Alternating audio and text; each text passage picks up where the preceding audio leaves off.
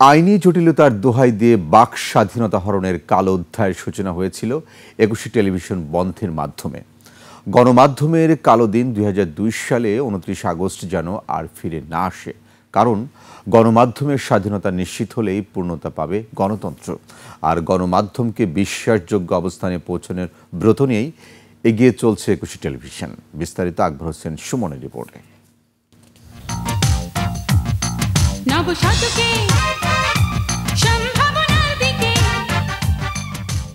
পরিবর্তনে অঙ্গীকারবদ্ধ স্লোগান নিয়ে ২০০০ সালের ১৪ই এপ্রিল গণমাধ্যমের এক নতুন অধ্যায়ের সূচনা করেছিল দেশের প্রথম টেরেস্ট্রিয়াল চ্যানেল ২১শে টেলিভিশন।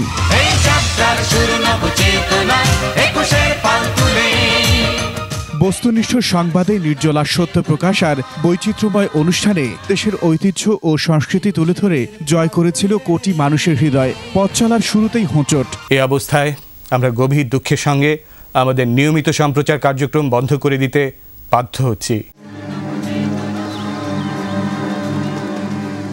২০০২ সালের ২৯ আগস্ট আইনের দোহাই দিয়ে বন্ধ করে দেয়া হয় ২১শে টেলিভিশনের সম্প্রচার। সেই দিন থেকেই অধিকার আদায়ের লড়াই শুরু হয়। মাথা নত না করা ২১ দমে যায়নি। স্রোতের বিপরীতে উজান ঠেলে ২০০৭ সালের ২৯শে মার্চ ২১-এর কর্ণধার আব্দুস সালামের হাত ধরে আবারও দর্শকের চোখের পাতায় ফিরে আসে ২১শে টেলিভিশন। ২৯শে আগস্ট ২০০২ এটা গণমাধ্যমের জন্য একটা কালো অধ্যায়। ২১ মানেই সংগ্রাম। ৫ বছরের মাথায় এগেইন আমরা আবার অনএয়ারে আসলাম। মুক্ত গণমাধ্যমের ঝান্ডা হাতে এগিয়ে চলা ২১-এর নতুন করে পথ চলায় অনিয়ম, দুর্নীতি, দুঃশাসনের প্রতিচ্ছবি তুলে ধরায় আবারও শাসক গোষ্ঠীর রোষানলে পড়তে হয়। কণ্ঠ রোধ করতেই ২১-এর কাণ্ডারি আব্দুস সালামকে ২০১৫ সালের ৬ জানুয়ারি আটকের পর রাষ্ট্রদ্রোহের মামলায় করা হয় কারারুদ্ধ।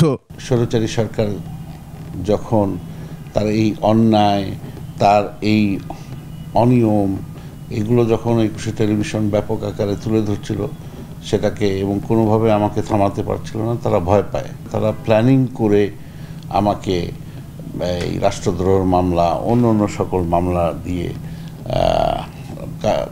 মানে জেলে নিয়ে যায়। আনফর্চুনেটলি আবারও 2015-এ ঝড় বয়ে আসছে আমাদের এই টিভির উপর, যেটা আসলে মেনে নেওয়া যাচ্ছিল না। কারণ সেটা শুধু প্রতিষ্ঠানের উপরে আসেনি, ব্যক্তি আব্দুস সালাম সাহেবের উপরেও এসেছিল। সো এটা আমি নিজে দেখেছি, ফিল করেছি কি কষ্টদায়ক আমরা জীবনটা পার করলাম এই ৯টা বছর। It was really hard for us. আর স্বৈর শাসক শেখ হাসিনার বিশেষ সহকারী আব্দুস সোবহান গুলাপের নেতৃত্বে ওই বছরের ২৫ নভেম্বর চ্যানেলটির দখল নেয় মাফিয়া এস আলম গ্রুপ। ২১শে টিভিটাকে আসলে যে জায়গায় ছিল আমি রেখে গেছিলাম, সেটাকে আরও নিম্ন পর্যায়ে একটা দালাল টিভিতে পরিণত করেছিল। ২১ যেভাবে এসেছিল সেটার মানটা ধরে রাখতে পারেনি, কিন্তু আব্দুস সালাম সাহেবের যে স্বপ্ন ছিল ২১শে টিভিকে নিয়ে, সেটা তারা কিন্তু সম্পূর্ণ বিচূর্ণ করে দিতে চেয়েছিল। ২৪শে জুলাই গণঅভ্যুত্থানে দখলমুক্ত হয়ে ২১শে টেলিভিশন আবার ফিরে আসে স্বমহিমায়। গণতন্ত্রের পূর্ণতার জন্য এখন প্রধান লক্ষ্য গণমাধ্যমের স্বাধীনতা। যে সরকারি আসুক বা আগামীতে আসবে, তারা যেন গণমাধ্যমের স্বাধীনতাটা নিশ্চিত করে। কারণ একমাত্র তাহলেই আমাদের দেশে গণতন্ত্র থাকবে। কারণ মিডিয়া বা গণমাধ্যম হচ্ছে ফোর্থ পিলার, চতুর্থ স্তম্ভ।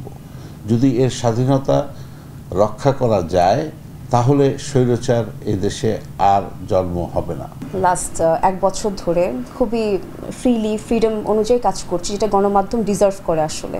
তো আমার যেটা চাওয়া, নেক্সটে যারা ইলেক্টেড গভর্নমেন্ট আসবেন, তো তারা যাতে আমাদেরকে এভাবেই সহযোগিতা করে থাকেন, যাতে আমরা কাজ করতে পারি। কারণ media is the freedom place, এখানে কথা বলতে দিতে হবে। দীর্ঘ ভাঙা গড়ার পথ চলায় স্থির হয়ে আবারও মানুষের বিশ্বাসযোগ্যতার মাপকাঠিতে নিয়ে যাবার স্বপ্ন ২১-এর কর্ণধার আব্দুস সালাম ও তার সহযোদ্ধা তাসনুভা মাহবুব সালামের। মিডিয়া, টেলিভিশন যেটা বলি, জনগণ কিন্তু সেটা বিলিভ করে। সো এই বিলিভের জায়গাটা নষ্ট করা যাবে না। আকবর হোসেন সুমন, ২১শে টেলিভিশন, ঢাকা।